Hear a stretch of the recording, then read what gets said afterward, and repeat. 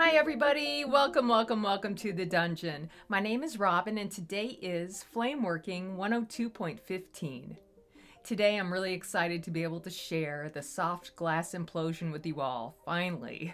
It's taken me a while to kind of figure out the heat to make a soft glass implosion happen and make it easy. This one I will be using a Florist Frog tool. It's also known as the Kenzan, and it just makes a beautiful starburst pattern, and it's great for to kind of play around with this technique for the first time. So without further ado, let's get right into this. As always, I hope you're all doing safe and well out there. Thanks so much for joining me, and I'll see you next time in the dungeon.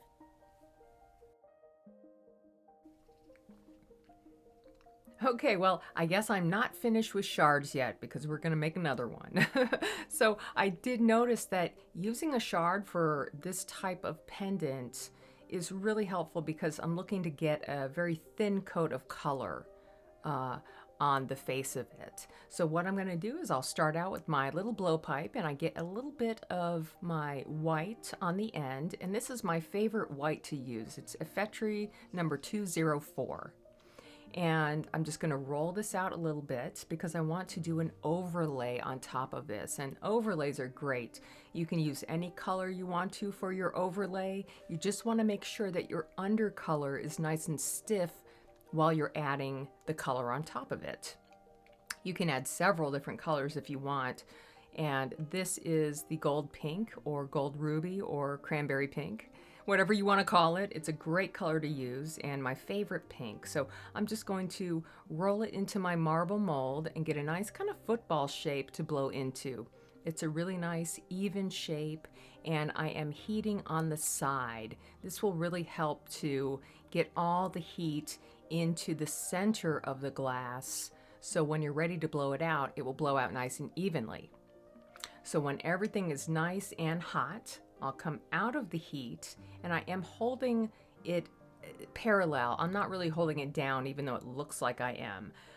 But I'm pushing that bubble in here, blowing nice and hard at first, and then easing up quite a bit as that bubble starts to come out. And there we have our nice overlaid shards.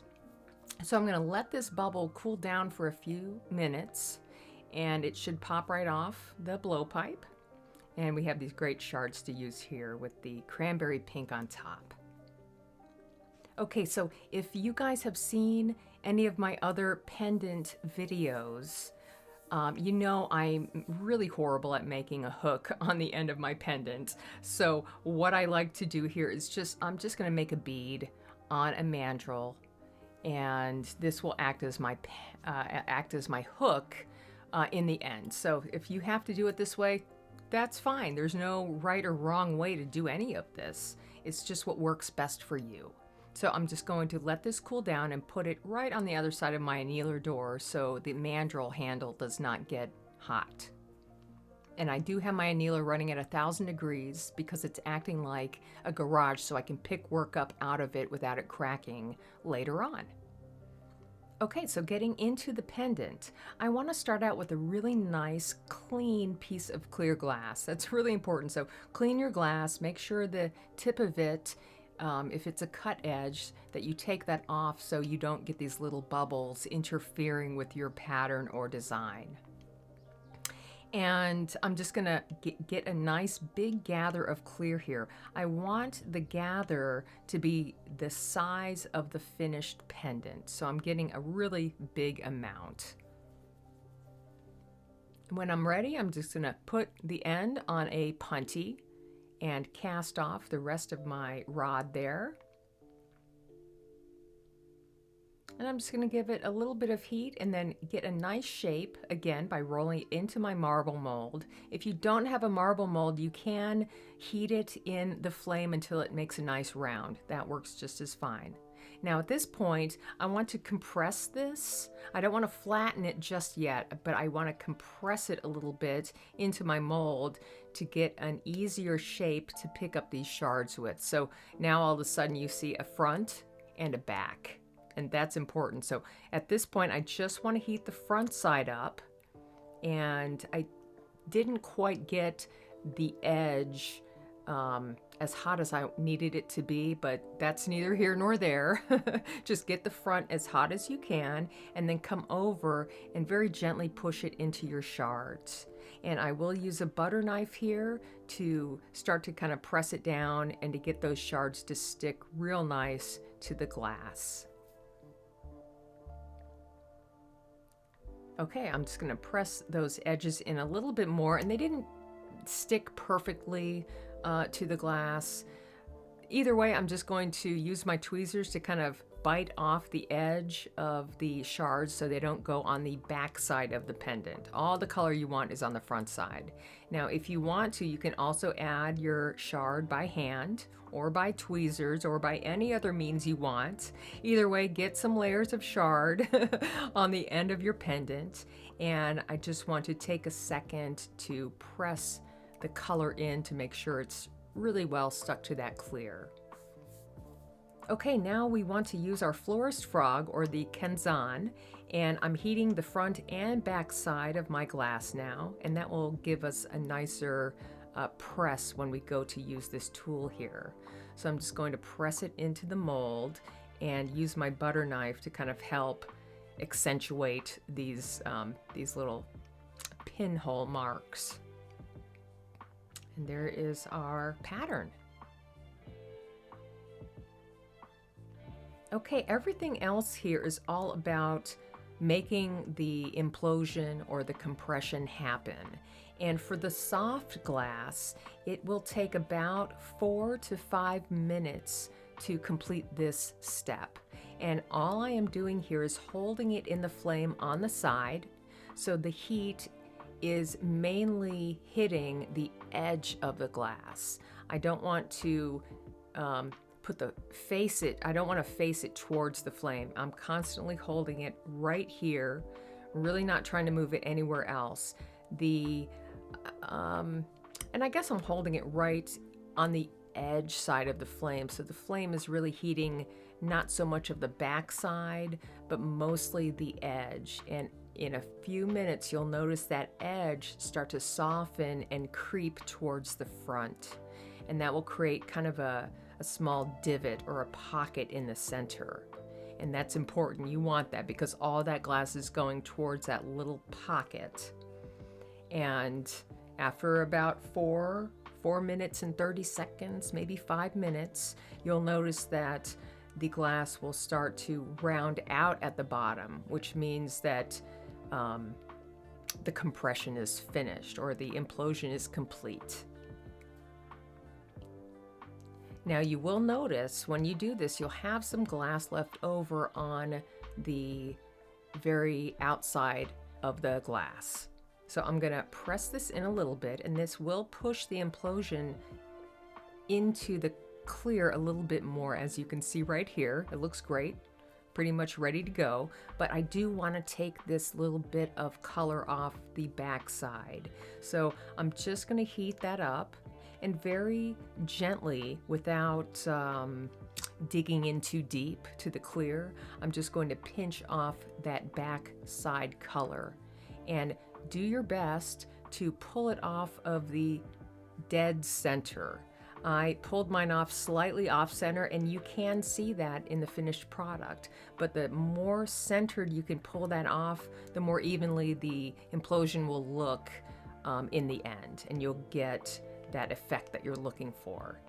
Usually it will take 2 pulls to pull all that color off, and I'm left over with a nice clean end, and I will just start to press that a little bit so we can start to get some color on the back.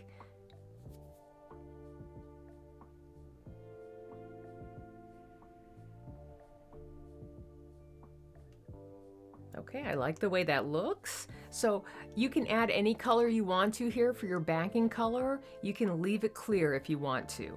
But I'm going to use a little bit of black to kind of show off the color here a little bit more.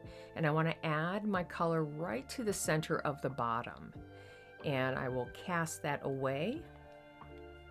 This is the black 064. It's one of my favorite blacks by a Fetri. And I'm just going to use my butter knife and turn my glass and start to press it into the pendant. And by turning and pressing, it kind of helps you to even everything out and get a nice even amount of color in the round. And once I like the way that looks, I will go ahead and start to heat it up and get it smoothly incorporated into the rest of the pendant. Okay, we're just about finished here. I'm just going to flatten the bottom slightly, and we'll be ready to punchy this up onto, so we can take the front mandrel off. So I have my little punchy rod here, and I'm just going to round it into a pencil point, and you don't see that, sorry. But I'm just going to add it to a slightly hot surface on the bottom. And make sure that it's right in the center. If you need to wiggle it into the center for a second, that's fine. Either way, you're gonna let that cool down and take the front mandrel away. And it might leave a little bit of scum on the surface. So what I do is just heat that top part a little bit and take away any kind of scum mark that might be left over from the mandrel and heat that up. Okay, so we're just about finished. What I want to do is I want to open this implosion and have it almost bloom a little bit more. So I'm heating the top part, and as I'm heating it, it will open up a little bit more and a little bit more, and it will also flatten that bottom out somewhat. And the bottom part, you'll notice, is just slightly concave, and that will help me to break the punchy off, because I have that cold glass going up into that hot glass, and it makes a really nice break off point. So I'm holding it up to kind of let everything balance out. And while this is happening and I'm ready to get my hook, I will immediately grab the hook out of my annealer and dip the other end of it into my water. So when I go to grab it, I don't burn my fingers. And then I will heat the mandrel, or I will heat the pendant and the bead where I need it to be, and make sure everything is right on target or however you need it to be. And I'm just going to break my punchy off, heat that bottom up, and we are done with this pendant. I hope you enjoyed this as much as I did. I'm so excited to be able to finally bring you a soft glass implosion, and there are more to come. So we will see you next time in the dungeon. Thanks again for watching, everybody. Take care.